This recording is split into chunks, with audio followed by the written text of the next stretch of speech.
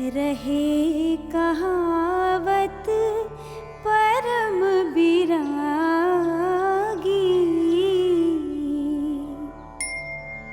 लीन्ही राय और लाई जान की, मिटी महा मर्जाद ज्ञान की।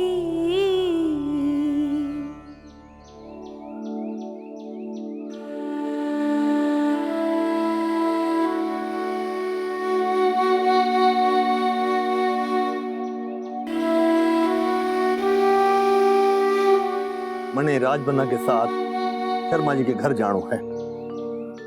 सवेरे सवेरे फोन आयो था, कह रहे हो था कि बहुत जरूरी काम है।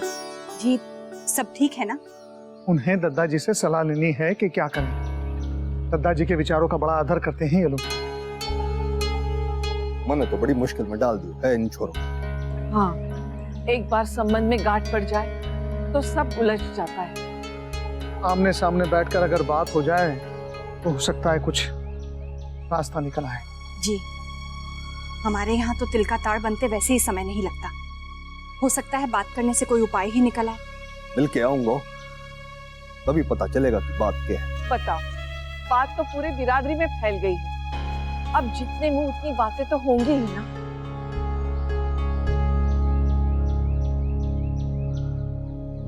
चलो मैं जाने की तैयारी करूं। राजबन्ना जी जा, तू भी तैयार कर।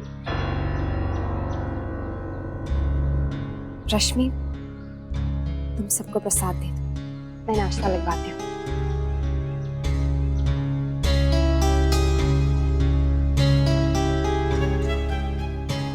अरे दादा, आपने तो प्रसाद लिया ही नहीं। लीजिए।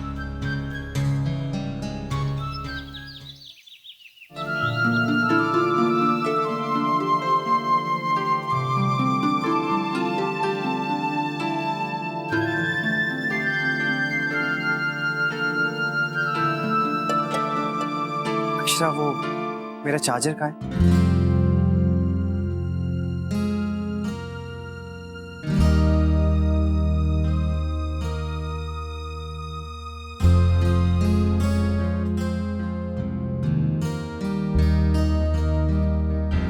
अक्षरा, चार्जर मिल गया। आप मेरी बेल्ट निकाल दीजिए।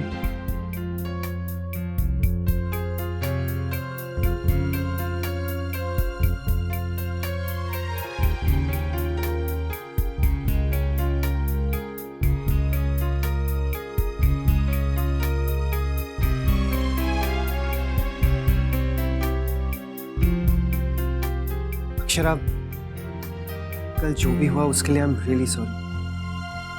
मैं बहुत शर्मिंदा हूँ। मैंने आपको बहुत दुख पहुंचाया है। जो भी हुआ मुझसे बहुत बड़ी गलती हुई। आगे से ऐसा कभी नहीं होगा। क्या हम सारी बातें भुलाकर एक नई शुरुआत करें?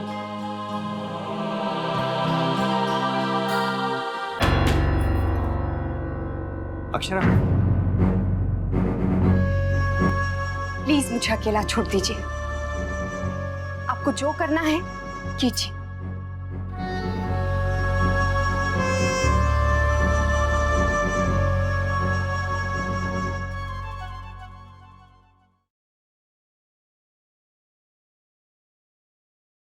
आजा बेटा, बैठ।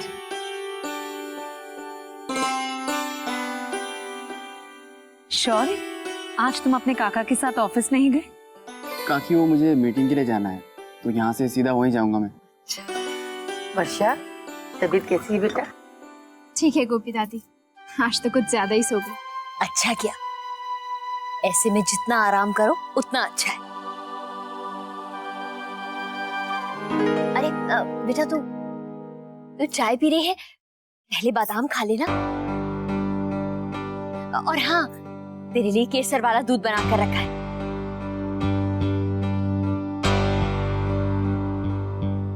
ले बेटा। धनिया, जा केसर वाला दूध फ्रिज में रखा है, जल्दी से ले आ। जी। माँ, दोपहर में खाने के लिए क्या बना रही हैं? तेरा जो खाने का मन कर रहा है वही बनेगा।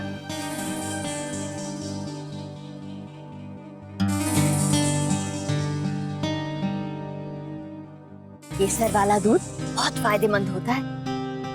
और ऐसे भी कहते हैं कि केसर वाला दूध पीने से बच्चा बहुत खूबसूरत होता है और गोरा भी। ऐसा क्या? फिर तो हमारी सासू माँ ने हर रोज केसर वाला दूध पिया होगा।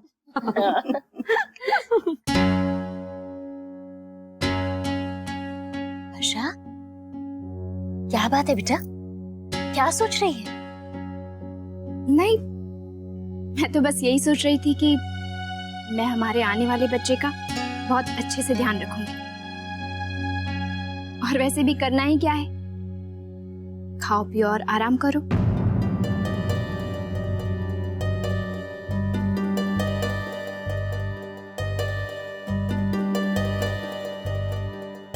नहीं वर्षा, ऐसी बात नहीं है। अभी तो तुम्हें बहुत कुछ करना है और फिर हम सब तो सोच रहे थे कि तुम। माँ, मैं ये दूध कमरे में जाकर पी लूं?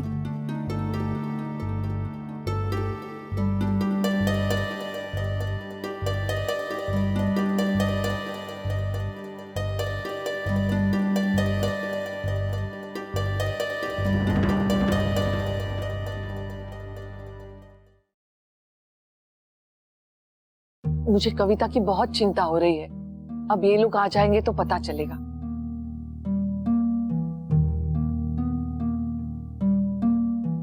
अक्षरा, बेटा इन्हें फोन करके पूछो तो सही, कहाँ रह गए ये लोग? माँ, दादा आ गए।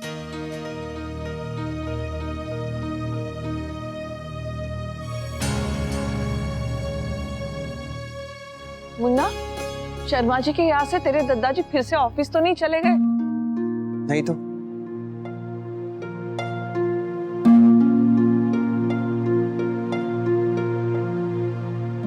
मुन्ना, बेटा कहाँ जा रहा है? आ बैठ, चाय पी।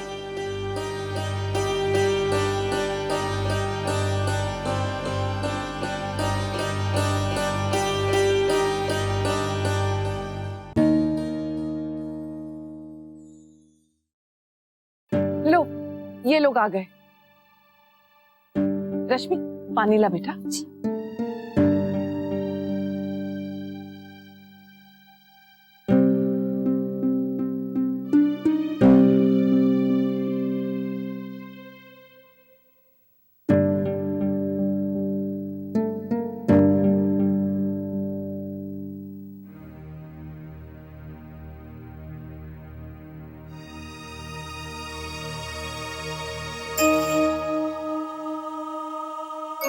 जी, हम परेशान हो रहे थे, आपको बहुत समय लग गया।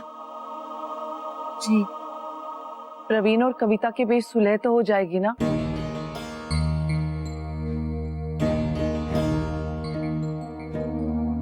वादोड़ा के बीच तलाक होएगा।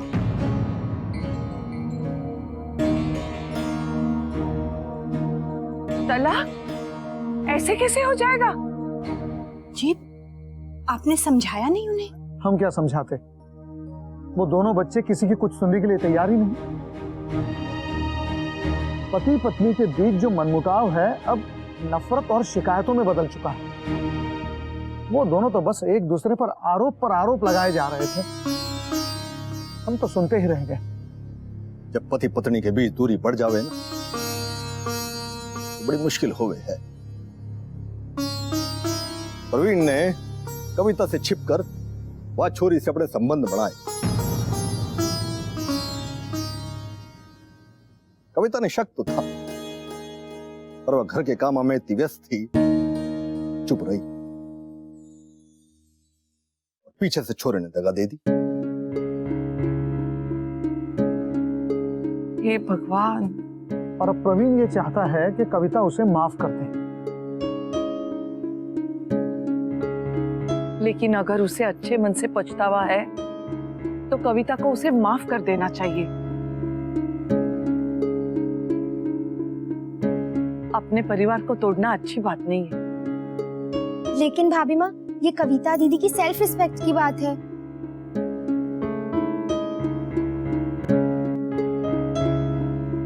हमारी छोरी एकदम सही बात कहवे है।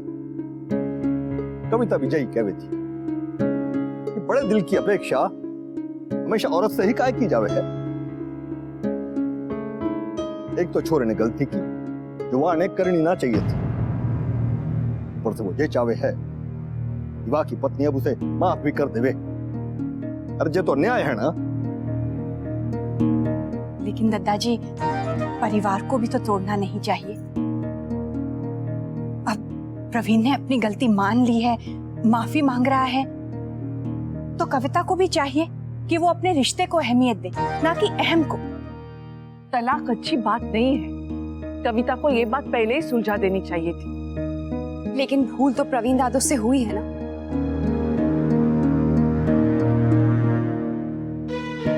उसकी वजह से कविता का मन भी दुखा है। उनका हर झूठ बार बार चुभता होगा कविता को कि उन्होंने उनके साथ ऐसा क्यों किया। रिश्ता निभाने की जिम्मेदारी तो प्रवीण दादू की भी है ना, लेकिन उन्होंने तो अपनी ईमानदारी ही नहीं दिखाई। अब कविता पर दबाव डालना सही नहीं है। हाँ बेटा, बिल्कुल ठीक कह रही हो तुम। पति पत्नी गाड़ी के दो पहियों की तरह होते हैं। उनमें से अगर एक भी पहिया अपनी कमिटमेंट छोड़ दे तो पूरी गाड़ी डगमगा जाती है बेटा। जी, ये तो है। और लड़के ने नासमझी भी तो की है। ये आजकल के लड़के भी ना। आप सब लोग एक तरफा सोच रहे हैं। कभी कभी असलियत क्या होती है ये हम नहीं जानते, बस अपना मन बना लेते हैं। कौन लड़का चाहेगा कि उसका घर उजड़ जाए, उसकी बीवी उसे छोड़ के चली जाए। प्रवीण भाई ने जरूर कविता भाभी को समझाने की कोशिश की होगी, लेकिन उन्होंने गुस्से में कुछ सुना ही नहीं होगा। लेकिन कविता दीदी भी तलाक लेकर खुश थोड़ी ना होंगी, बल्कि उन्हें तो अपनी हार का प्रवीण दादू से ज्यादा एहसास होगा। और लड़के के लिए आसान नहीं होता कि सबके सामने वो अपनी भूल स्वीकार करे। गलती सबसे होती है। अगर उन्हें पछतावा है तो उनकी पत्नी को उनकी फीलिंग्स समझनी चाहिए। अगर आज कविता भाभी उन्हें माफ कर देती है तो पति पत्नी के बीच अंडरस्टैंडिंग और बढ़ जाएगी और रिश्ते और मजबूत हो जाएंगे। अच्छा, लेकिन अगर यही गलती कविता दीदी ने की होती तो क्या प्रवीण दादू उसे माफ कर देते?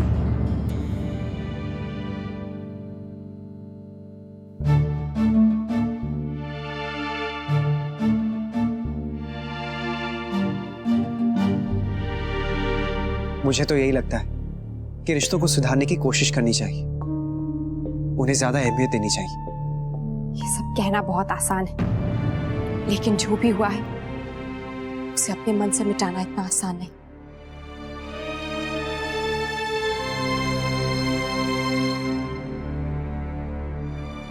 बेटा, दूसरों की बात को लेकर तुम दोनों क्यों झगड़ा करने लग गए?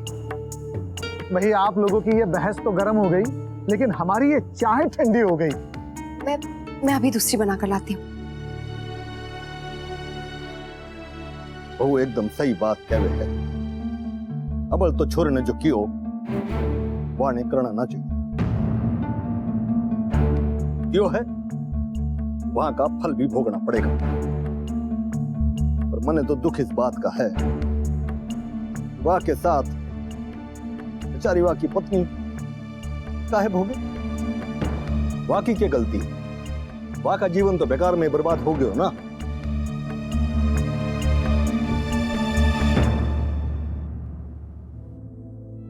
स्नेहा, माँ, वो मैं सोच रही थी कि अपनी कबर्ड साफ कर देती हूँ। अब उसके बाद हम दोनों मिलकर किचन भी साफ कर लेंगे, वरना दादी आएंगी और कहेंगी अब वो क्या चली गई, हम दोनों ने तो घर ही गंदा कर दिया।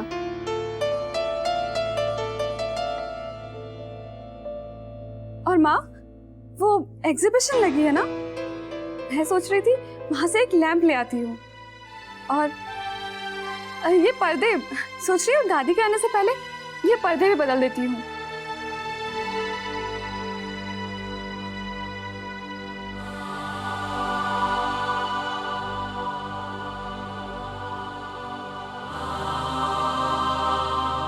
माँ हूं तेरी बेटा, तेरा दुख मुझसे छुपा नहीं है। मुझे बता, कौन है वो लोग? शंकरी ताई तो उन्हें बचा रही है, लेकिन मैं जाकर उनसे पूछना चाहती हूँ कि उन्होंने समझा क्या है तुझे, और मैं उस लड़के से भी मिलना चाहती हूँ। जाने दीजिए ना माँ। क्यों जाने दूं?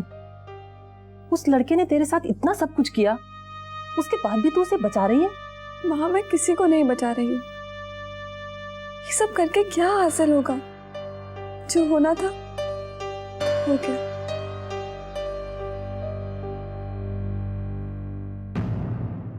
जी आप ही बताइए, क्या गलत कहा मैंने?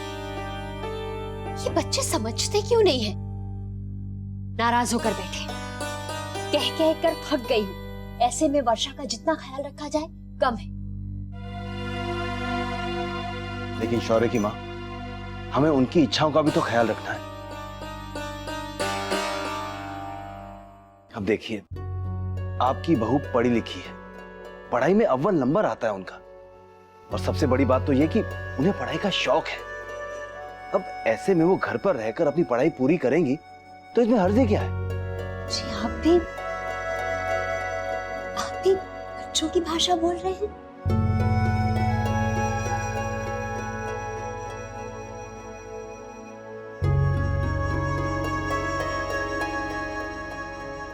जी मैंने ये बात आपके सामने इसलिए उठाई कि आप उन्हें समझाएंगे, उनकी सोच बदलेंगे। लेकिन आप भी ये कह रहे हैं कि ऐसे में वर्षा को पढ़ने दो? जी हफ्ते में एक आध दिन कॉलेज भी जाना पड़ेगा। जी भगवान ना करे कहीं कुछ हो गया तो? होने को तो कुछ भी कहीं भी हो सकता है। जी शुभ शुभ बोलिए। देखिए, ऐसे डरा नहीं करते, ऐसे तो जीना मुश्किल हो जाएगा, एक कदम भी नहीं चल पाएगा कोई। जी लेकिन वर्षा की ऐसी हालत में मेरा मन नहीं मानता। देखिए शौर्य की मां, आपने हमसे हमारी राय मांगी, हमने दे दी। अब आप अपनी नजर से देखिए या फिर उनकी नजर से। हमारे ख्याल में तो अगर शौर्य वर्षा को पढ़ने देना चाहता है तो इसमें कोई हर्ज नहीं। जी लेकिन वो तो बच्चे हैं, समझ कहाँ है उन्हें? तो क्या सारी जिंदगी वो आपके लिए हुए फैसले मानते रहेंगे? जैसे आप सोचती हैं, जो आप मानती हैं, वो थोप दे उन पर। देखिए, बच्चों पर अगर हम दबाव डालेंगे तो वो उन्हें स्वीकार नहीं होगा, हमारे साथ रहने से घबराने लगेंगे वो।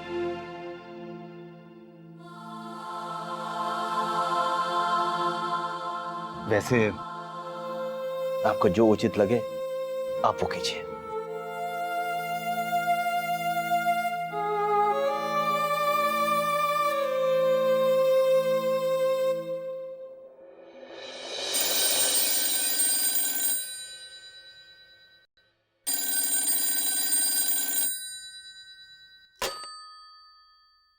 हेलो। हेलो,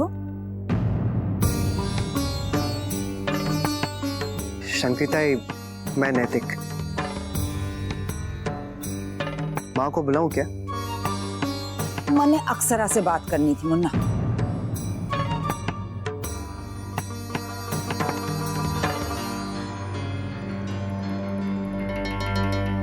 जी अक्षरा तो यहाँ पर नहीं है, आप मुझसे कह दीजिए कि बात क्या है, मैं उन्हें बता दूंगा। उससे कहना मारे से फोन पे बात कर ले।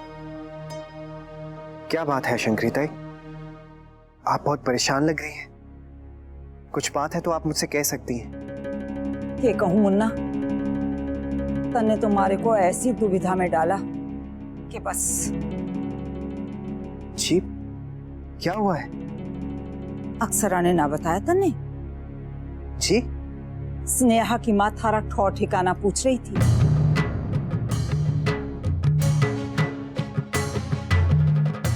अरे वो तो अपनी छोरी से थारे रिश्ते की बात करना चाहती थी, उसे तो पता ही ना था कि तारा ब्याह हो चुका है।